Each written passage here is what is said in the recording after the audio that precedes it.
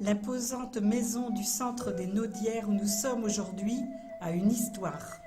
En effet, sous le règne du dernier duc de Bretagne, François II, où il a son tombeau dans la cathédrale de Nantes, l'un de ses écuyers, sire Jehan Hainaut, fut autorisé à construire une belle et grande demeure sur ce vaste territoire, situé non loin de la Sèvre, entre Vertou et Nantes, et dépendant de la seigneurie de Rezé.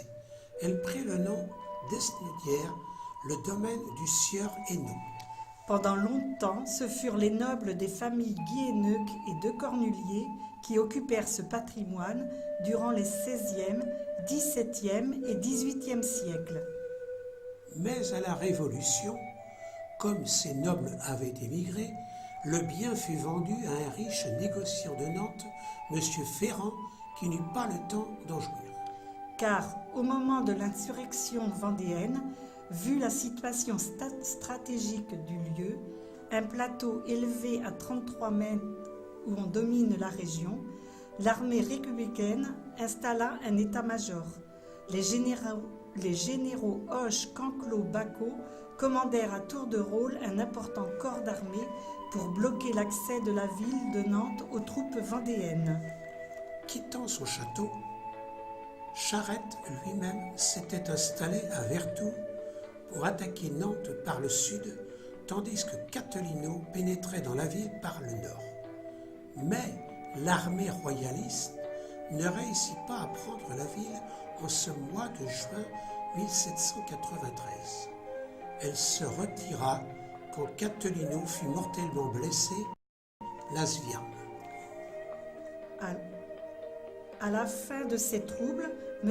Demangeat, ingénieur de l'arsenal militaire d'Indrette, eut un fils qui épousa mademoiselle Victoire Virginie Ferrand, la fille du marchand, propriétaire des lieux, et ils vécurent une bonne partie du XIXe siècle dans la demeure qui s'appelait désormais les Naudières. Ce territoire élevé et donc venteux se trouvait être un espace favorable aux moulins à vent. Le quartier finit par prendre le nom des Trois Moulins, on peut encore en voir certains. Le besoin se fit sentir de construire une nouvelle église Saint-Paul, qui devint une paroisse se différenciant de Saint-Pierre de Rezé. Du haut du nouveau clocher, on pouvait admirer le panorama des environs, tant vers la Sèvre que vers Nantes et la Loire qui était franchie au port Rousseau. Ou encore le quartier des Trois Moulins, où débutait la route vers La Rochelle et Bordeaux, ainsi que celle vers Pont-Saint-Martin et Saint-Philbert. Or, à la même époque, un évêque revenu de l'Inde créait une société de prêtres pour être missionnaire en Afrique. Rome lui confia la côte occidentale de ce continent et lui-même partit rapidement en bateau vers Freetown, en Sierra Leone actuellement. Hélas, avec 4 de ses confrères, il mourut en l'espace de 3 mois, le 25 juin 1859, de la fièvre jaune. Heureusement, son successeur, le père Planck, continua l'œuvre et créa le grand séminaire à Lyon. Il envoya ses missionnaires vers le Dahomey, un pays célèbre par son comptoir esclavagiste Ouida. De vastes territoires d'apostolat s'ouvraient dans ces régions d'Afrique encore inexplorées par les Européens. L'esprit du temps était disposé à proposer la religion chrétienne à ces peuples. Il fallait trouver des ouvriers pour la moisson. Cela obligeait à créer des maisons de formation pour les jeunes après le primaire. C'est ainsi que le père Gaston Desribes arriva dans la région nantaise et acheta au petit-fils de Mangeat la demeure des Naudières qu'il n'occupait plus. Il transforma les bâtiments existants en un internat où on enseignait de la 6e à la 3e. À la même époque, le père d'Orgère, missionnaire nantais au Dahomey, négocia avec le roi Béhanzin des accords de collaboration entre le Dahomey et la France. Mais finalement, l'option militaire l'emporta et ce fut la conquête coloniale. Malgré la résistance de ses Amazones, le roi Béhanzin fut fait prisonnier. Aux Naudières, le père Moison succéda au père Desribes. Il fit construire une grande chapelle, la formation spirituelle et le goût de la prière est une dimension importante qui est enseignée aux futurs candidats à l'apostolat missionnaire par des exercices religieux appropriés. Les autres locaux sont aménagés pour assurer les nécessités de la vie en internat. Il faut d'abord étudier, ce qui nécessite une salle d'études et des classes pour enseigner le programme, qui comprend latin, grec, anglais, etc. De jeunes prêtres, avant de partir pour l'Afrique, viennent faire de la pédagogie aux élèves. Il faut aussi faire dormir les enfants dans des grands dortoirs collectifs. Le matin au réveil dès 6 heures, il faut se laver le bout du nez dans les lavabos, aux multiples robinets qui sont gelés d'ailleurs en hiver. Des sœurs s'activent à la cuisine et les repas sont pris dans un grand réfectoire, souvent en silence, un élève faisant la lecture d'un livre. Malgré la vie frugale, le nombre des élèves monte à une centaine. Une infirmerie est prévue en cas de grippe. Ce enseignement se fait de faire assimiler la culture classique gréco-romaine. Les drames d'Agamemnon et de sa fille Iphigénie n'ont plus de secret pour les étudiants qui en apprennent des passages par cœur. Dans le fond, cela a l'avantage de préparer les futurs missionnaires à rencontrer d'autres langues, d'autres cultures en Afrique, où les costumes, les chefs, les arts, les traditions ont leurs manifestations également bien différentes.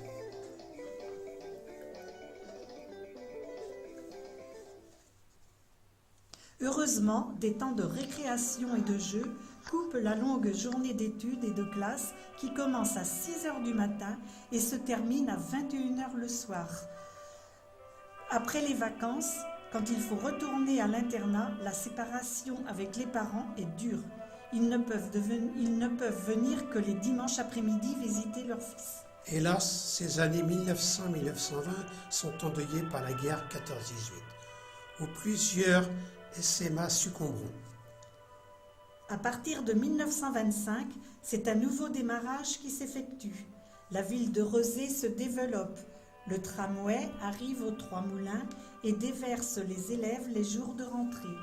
D'aucuns ne manquaient pas de faire une halte au bar des Trois Moulins, avant d'entamer un nouveau trimestre d'internat avec son lot d'études et de devoirs ou compositions pour assimiler la culture classique.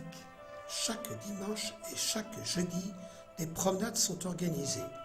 Elles mènent les adolescents soit au petit bois de la Maillardière, soit à Vertou, soit aux Sorinières ou à Trompe-Mou pour y faire des châteaux de sable si la marée s'y prête.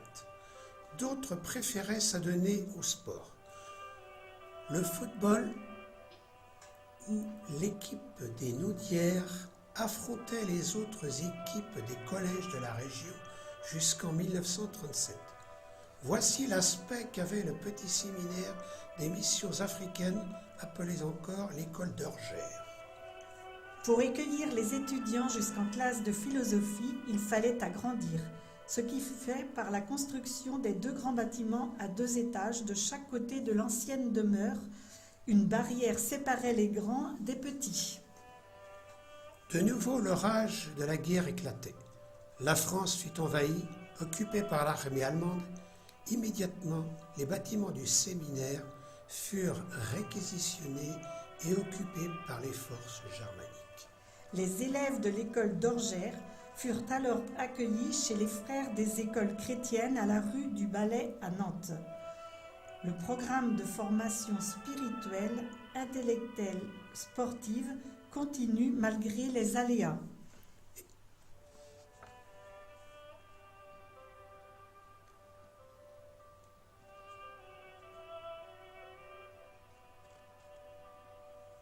Et le pire devait encore arriver avec les bombardements de Nantes, où un professeur, le père Duhamel, devait périr. Le déménagement du matériel se fit vaille que vaille pour installer les élèves du 2e cycle au château de la Colessière à Saint-Sauveur de Landemont.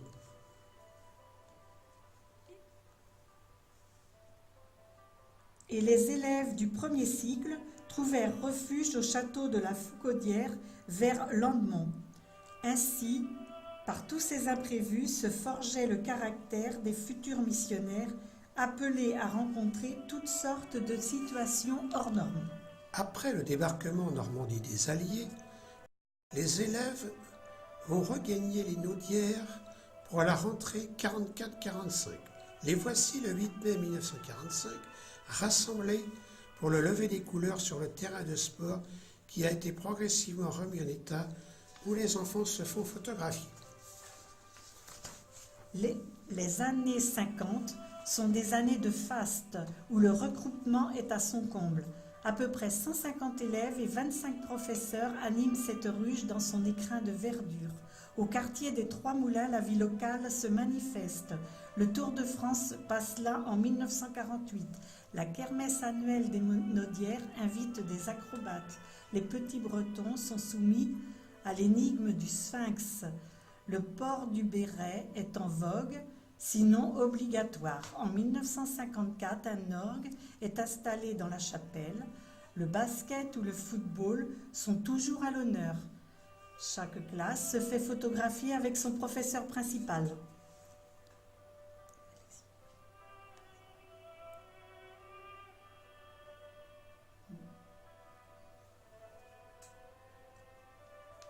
Mais s'amorce déjà un déclin des effectifs. La guerre d'Algérie, où là encore certains camarades de classe sont morts, pose le problème de l'indépendance des colonies. Ce qui se fait en 1960, où beaucoup de pays africains recouvrent leur souveraineté. C'est l'heure de s'interroger. Qu'est-ce que les missionnaires sont allés faire là-bas ? Les conceptions religieuses, culturelles européennes sont allées labourer les traditions culturelles religieuses africaines. Il en résulte des conséquences aujourd'hui. Une vraie rencontre entre les peuples a été tissée. Les Naudières ont joué leur rôle. Des évêques en sont issus. Monseigneur Hubert Étriard-Redouin, le père Arduy, supérieur général, et l'Église d'Afrique a pris son essor avec de nombreux évêques, dont le cardinal Gantine. Les anciens élèves ont créé leur amicale qui gère différents projets et actions en Afrique. En 1968, il n'y a plus assez d'élèves pour faire tourner l'institution. Des regroupements s'opèrent avec le diocèse et d'autres instituts. Les bâtiments sont vendus au diocèse de Nantes, qui en fait d'abord un centre spirituel diocésain.